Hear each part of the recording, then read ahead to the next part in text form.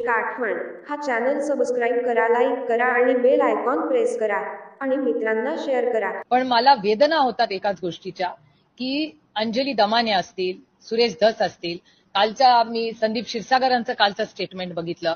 Office of प्रॉफिटचा एवढं मोठं allegation आलेलं आणि ऑफिस ऑफ प्रॉफिटच्या मध्ये जेव्हा सोनियाजींचं झालं होतं तेव्हा सोनिया गांधींनी, त्या मंत्री पण नव्हत्या, त्या फक्त खासदार होत्या, तरी त्यांनी राजीनामा दिला होता नैतिकतेवर.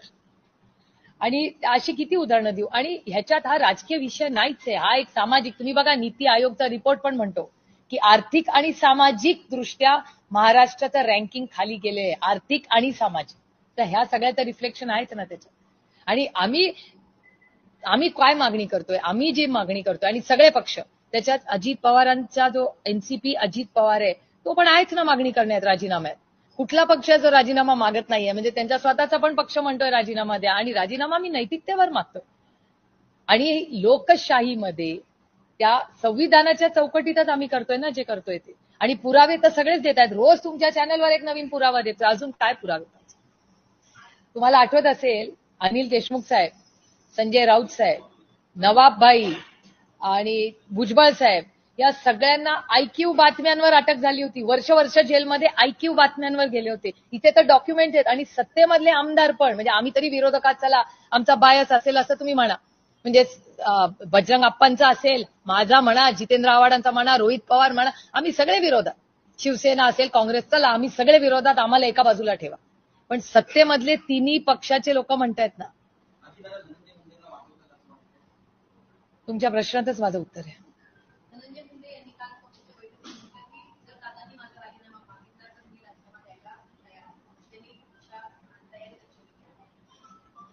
मला अशा गोष्टी कोरिलेटच होत नाही.